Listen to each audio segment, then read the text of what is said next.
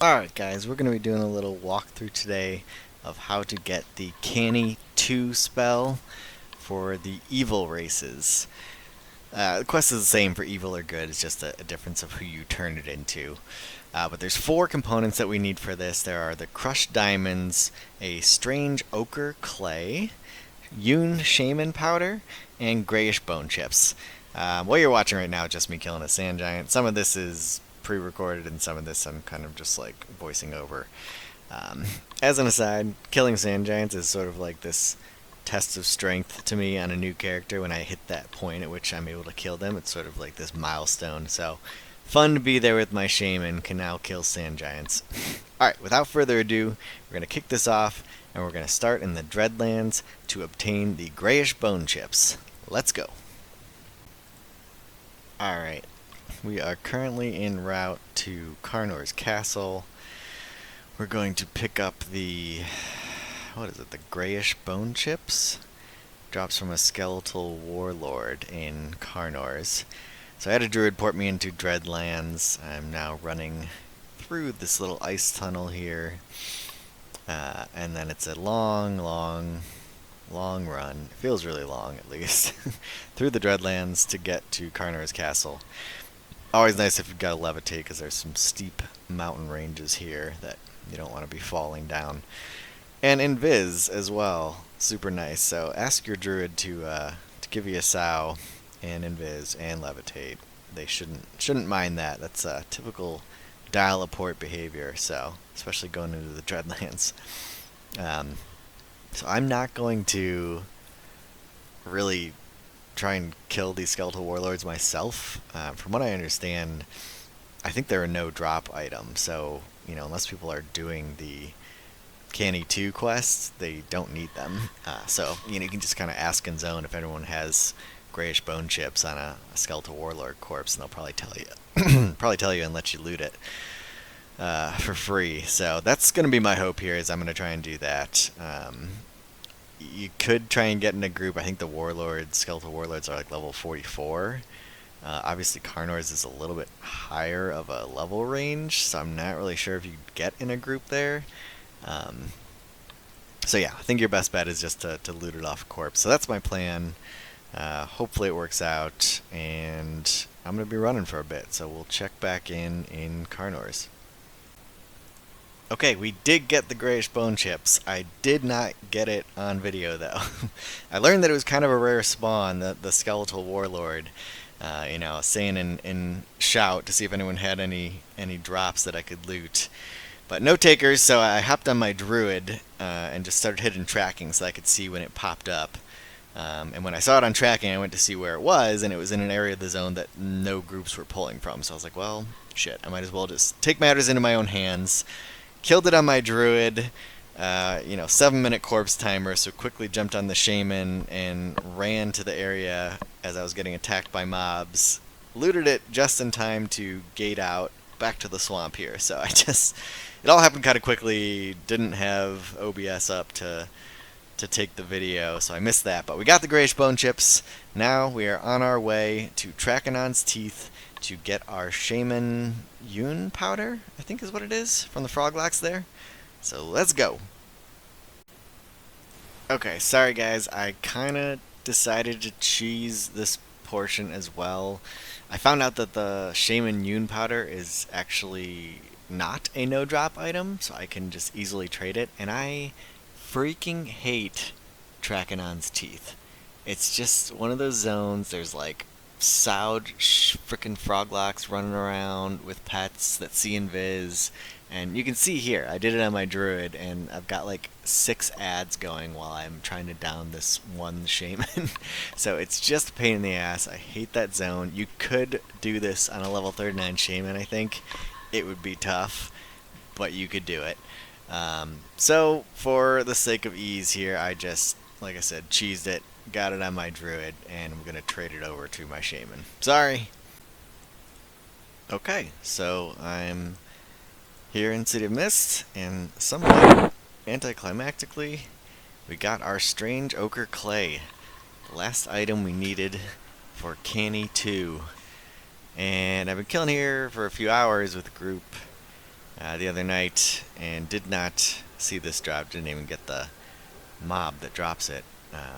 But I logged in tonight, was soloing a couple haze golems, and just shouted out no OC to see if anyone had one rotting. And Ty Manin here was nice enough to hand it over free of charge. So there you have it. Got our Strange Ochre Clay, and now it's time to get our Canni 2 spell. Alright, well here we are, folks. The boat drops us off into Morris Deep at this island here, and this is exactly where we want to be to go and turn in the quest items. So we are looking for our ogre friend. This is the evil version of the quest. There's a good version for barbarian shamans out there as well, but we want, I think this is him here, the Great Owamp. This is our guy. You may be familiar with him. I've killed him plenty of times on other characters. He drops a couple of decent starter items. But for today, he is our friend, and we're going to go ahead and turn in items for Cannibalize 2. If you recall, this all started back with the Golra Iceberg video. We found the crushed diamonds on the iceberg there that I kind of didn't realize were there, but started us down this journey of obtaining Cannibalize 2. Then it was off to Carnor's castle, where we looted the Greyish bone chips, and then finally Trakanon's teeth. Not finally, but next Trakanon's teeth for the Shaman Powder, and finally City of Mist for our Strange Ochre Clay. So 4 items needed for this. This spell goes for about 1,500 plat. So, I mean, obviously it depends on your funds if you want to buy this or not. I guess that's a fair price, I'd say, considering some of these items, you need to be a little bit higher level to obtain. You might even need a group, so it's not necessarily the easiest thing to do, but it's also not super difficult. So I could see paying 1,500 plat for it, but I wanted to give it a shot myself. Had never done it before, and obviously I cheesed my way through some of it anyways, so fair enough. If you don't have a level 60 to help you out, maybe you just pay for it if you've got the coin. But honestly, I haven't hit a whole lot of plat camps other than like those treants that I did early on, so I'm kind of just riding that like 2k that I made, so I wasn't trying to spend a bunch of money on this. Anyways, so this is our guy. You can go through the dialogue if you want. He talks about some tap dancing skeleton. I don't know, dude's crazy. We're just going to go ahead and turn in all of our items. Crushed diamond, Greyish bone chips, Shaman Powder, Strange Ochre Clay, and that's what we want to hear, that fanfare. Good deal. So, the spell is actually called McMarin's Feast. If you read the dialogue that happens, he talks about the McMarin clan that welcomed him in, and he borrowed/stole the ability to cannibalize. So let's go ahead and do a quick little test. Right now when I'm doing Canni, I'm getting like 1 to 2% mana back. So this is with Canni 1. I go from 56 to 57, 57 to 59, 59 to 60. So it's just kind of like every other almost. I'll get like 2%, and then I'll get 1%. Seems to be about the rate of return there. So I think it's 50 health for 20 mana is Canni 1. Canni 2, if I'm remembering what I read on the wiki, I think it's 67 health and returns 28 mana, and then raises up to like 33 mana as you get higher in level. I think that's what it said. So right off the bat, you're just getting a better ratio, and I was definitely noticing with Canni 1, it was still very helpful and better than just sitting and meditating, but it did take a lot longer than it kind of used to. So let's try Canni 2 here. We're at 66% mana.